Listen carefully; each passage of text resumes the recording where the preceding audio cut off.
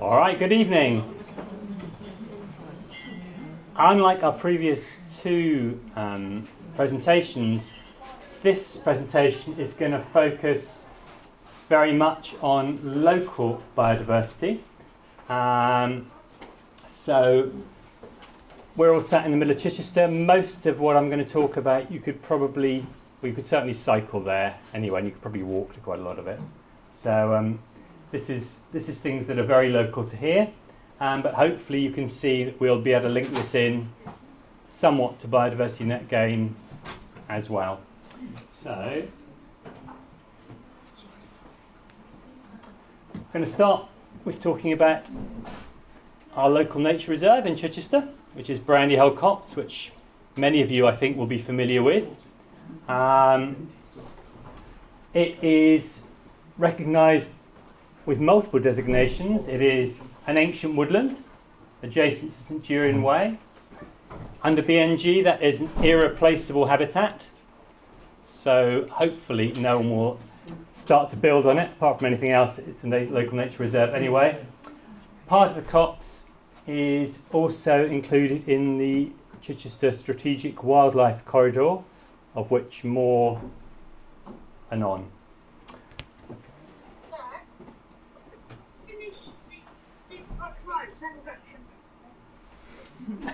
Interesting, but I don't understand it. Okay. Much of Brandy-Hill Copse is sweet chestnut coppice, which is an ancient habitat. And in fact, this is aided currently by a group of volunteers who are the Friends. I can see Paula in the distance, who is very much involved with the rejuvenation of that group. We have been trying to get coppicing going, and to a limited extent over the last couple of months we have actually done a bit of coppicing ourselves as volunteers, which has been a great thing, I think, to take part in. It's an ancient sort of tradition that's been going on for not quite sure how many hundreds of years in Brandy-Hill Copse, in fact. We've been trying to reinstate it on a larger scale, and that's hopefully to come. Some of the stakes we have cut this year, some of the chestnut coppice stakes, have been used as part of work in the local chalk streams as part of the Corridors project. So if any of you here have been involved in that, it's very interesting.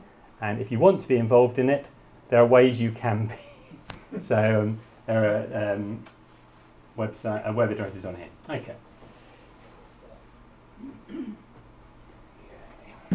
So, what else is going on in Brandy-Hill Copse? Well, like all too many wetland sites around the country, we've had issues with invasive species, in fact, with all too many woodland sites as well. So, things like parrot's feather, or New Zealand pigweed, crassula have been found, and successfully, as far as we know, have been eradicated in the ponds in Brandy-Hill Copse. Only time will tell if they'll reoccur this year. We don't think we found any last year, which is really good. So I can't claim any real credit for that. The Friends and my predecessors in that have worked really hard to get rid of those invasive species. We are currently involved with getting rid of invasive laurel within the copse. There are two types of laurel growing in the copse. They're both invasive, they're both alien species, and we're currently involved in trying to get rid of those as best we can without uses of any weed killer. So it's all hard work with saws and pruners. Okay.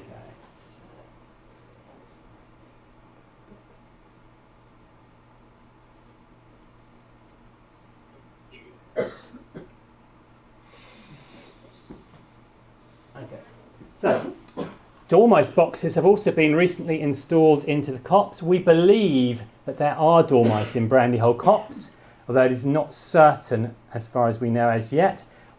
Friends have taken part with installing a load of these, and we have had one very brief look with the help of Sarah, who's suitably qualified to do so, and unfortunately haven't found any actual dormice. We did find evidence of a couple of nests which could have been dormice, which is very exciting. Also found a number of other species have used the boxes. It's probably because it's part of probably climate change has caused our lack of finding dormice, I suspect, because it's before Christmas it was unseasonably warm, and days and weeks of sort of 10-degree temperatures, and dormice weren't hibernating. So it's going to affect their survival in the long term, unfortunately, but we can hope that we will find evidence of them perhaps later in the winter if we get the chance. Okay. Also within Brownie Hill Copse, we have done surveying of the ponds, again with help of volunteers, which has been very interesting. Here are some of the species we found. Not actually a terribly exciting species list. Those of you who are familiar with ponds will agree. 4 out of 10 biotic index is not great.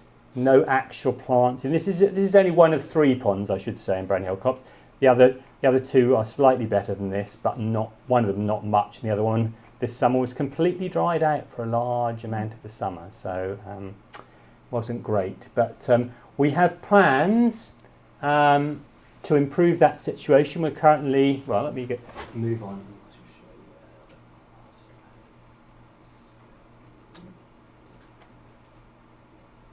Okay. So, bit of future hope for Brownie Hill and perhaps for our local biodiversity.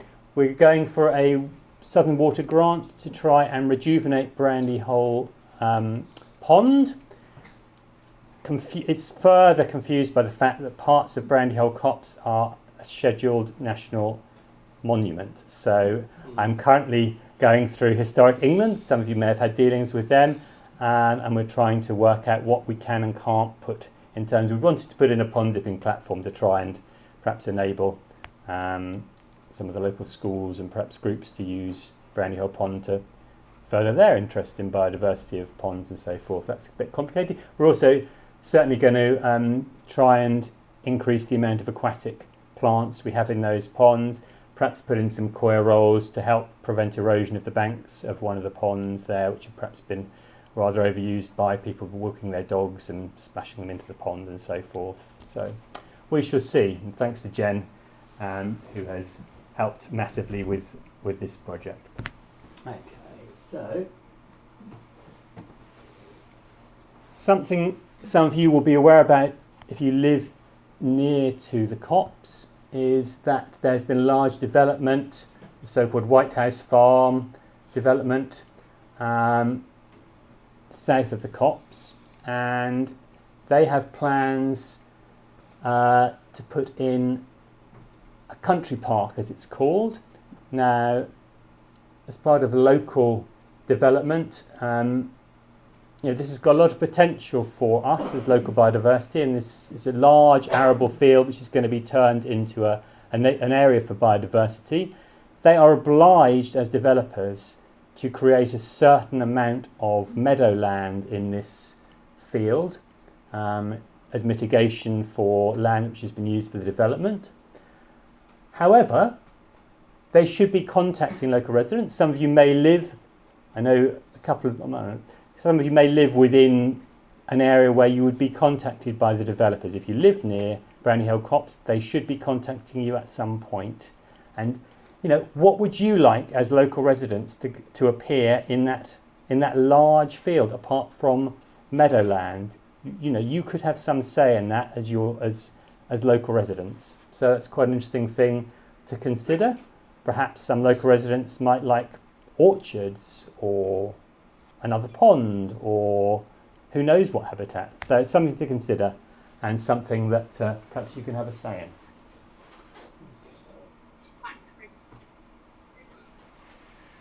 Right, something that both of our previous speakers have mentioned is this concept of local recovery strategies.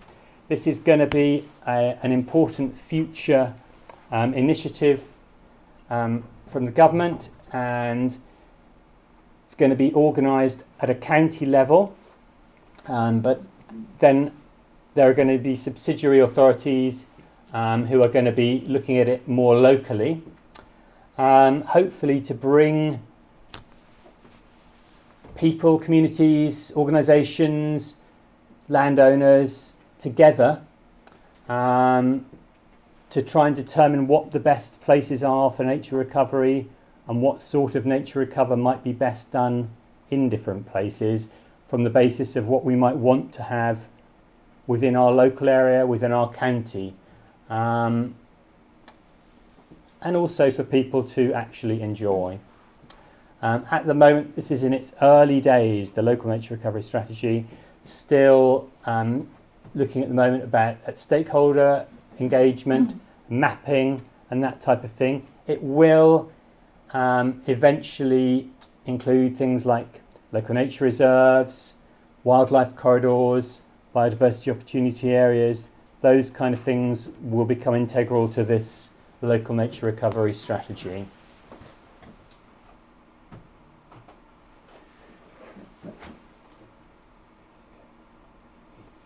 Okay, so local nature recoveries, sorry about all the acronyms, but I'm afraid they're just too wordy otherwise. LNRS and BNG. One of the key policies then that integrates with local nature recovery strategy delivery is biodiversity net gain. Requires major developers to create and improve habitat in order to get permission for the development. Hopefully, what will happen is that if you recreate habitat on a site which is identified as being a beneficial site, an important site which might, let's say, link two pieces of woodland together, or it might be part of a hedgerow that might link across fields, or whatever it might be, if it is deemed as a significant site, you as a developer, when you create your BNG, will get 15% extra. This is what Steve touched on with his strategic significance.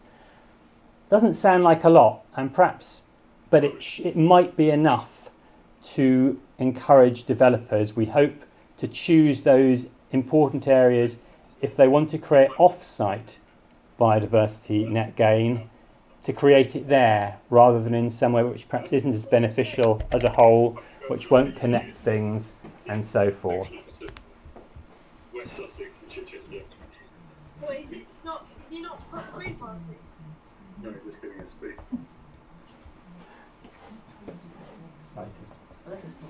Okay, so strategic wildlife corridors, we touched on those. I hope many of you are aware of these. I know they have been out in the news, but a while ago, perhaps now. This was a really interesting initiative. You can see, perhaps not as clearly as I'd like, but you can see the green outlines here of the strategic wildlife corridors, which, starting from left to right, this is number 1, so that's Hermitage to Waterbourne, Nutbourne to Hambrook and so forth, going from left to right. And these generally are following the lines of chalk streams, which is a really important national and international habitat. In fact, 85% of the world's chalk streams are found in England. So that's a really significant worldwide biodiversity. And these corridors are aiming to kind of connect the South Downs going down to Chichester and Pagham harbours. So how's this being undertaken on a more practical level? Well, part of this 5-year project, these are some of the kinds of activities that volunteers and some of my colleagues and myself occasionally are getting involved with. Looking at woodlands, hedgerows and streams to interconnect within the local habitats. So within a local area, and to provide resilience, to provide increased sort of potential for wildlife to breed and so forth, so that it's less isolated. Again, touching on what we've already heard from other speakers. Here's a practical example. we've got coir rolls here into the banks of one of the chalk streams, obviously having problems with erosion. Use the stakes that we've taken from the chestnut coppice, and it all comes together at a local level. So volunteers in the background working with my colleague Mark, I think in this case. So working very well. If any of you are interested, Mark says, I put his email at the bottom of there. If you think you might like to volunteer for something like this, there are various practical projects associated with the corridor activities. There's Mark's email address. Please jot it down if you're interested. Otherwise you can find it on the Chichester website anyway. Okay, so...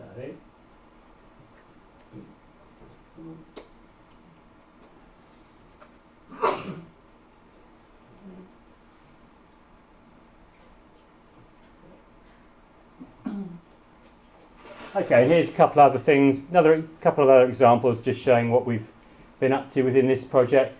Tree and hedge laying, planting on the left, and some hedge hedging on the right. Again, these are typically done on...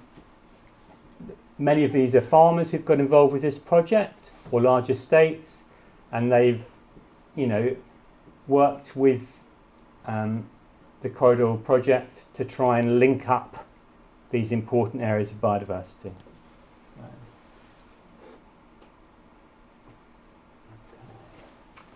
this is a second very local project. This is part of the Trees Outside Woodlands project, which again some of you may have heard about. We've recently had the funding for this renewed, which is very exciting.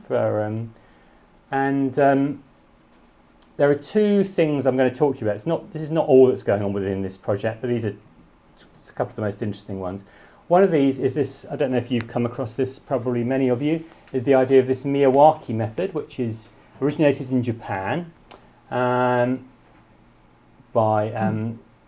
Dr. Akira Miyawaki, and it involves a very densely planted urban woodland type of a scheme, and which has been found to, in some situations, improve by tenfold the amount of woodland regrowth by the speed and the volume and the density of canopy cover compared with normal methods of woodland planting. Particularly useful for small urban woodlands, and it's been trialled in a number of sites locally and also nationally. So this method is quite interesting, and some people who are into sort of growing trees will recognise some of these things as things you might do anyway. So it involves aerating the soil, preferably to at least 1 metre in depth. It's turning the soil over to introduce, to decompact it primarily and introduce a bit of more air. Select tree species that are local, that would grow well locally in that area. Preferably source your material from locally grown trees as well if you can. Add mycorrhizal fungi, again preferably locally sourced. It's pretty hard to do, I must say, these days, but ideally you would. But plant your trees at least 5 times more densely than you would normally plant them. So it's a very dense planting method. You would normally not plant, and that helps to create this kind of suitable sort of microclimate and microhabitat for those trees. Mulch the trees really well, okay? Because you want them to establish well, you want them to have nutrients, you want to suppress some of the very vigorous weed growth that might immediately outcompete them over the first couple of years. And water and remulch for the first couple of years. So really this is a sort of technique that's more intensive in terms of resources for the first couple of years, but once you get going it will start generally to pay dividends. It's not a universal panacea, but hopefully these are very new. The two things I'm going to show you here are really new local plots, so they haven't been going. I think these ones are only in their second year, I think, or 2.5 years roughly. So this is the control. This is a non-Miyawaki method. This is just your normal sort of whips or sort of small saplings put in at normal sort of spacing, probably about as far apart of the length of this table or something like that, I should imagine. And you can see, well, that's probably a little bit tricky from this photo, you're getting very few actual trees that are growing here. It's mainly just herbaceous, mainly just sort of vigorous herbaceous plants. And I hope you can see that in the actual Miyawaki method, you have got a lot more tree growth. You can see that these trees are a lot more closely planted together, and you can see some pretty recognisable, there's a decent, what looks like perhaps a hornbeam or something here, and so forth. Have put on a fair amount of growth, planted at the same time. Yeah, it's, adjacent to each other in two adjacent, plot is basically split in half, and they're already showing that after 2 years, there's already, I think, you can probably see a fairly significant difference. And there are some other examples in other parts of the country. Kent, for example, started this a bit earlier, and you can see certainly on one of their plots, it's it's like there's a forest on half. I think I didn't get a picture of it on there yet. But, anyway, like you can see. So, final thing I'm going to mention. Come on.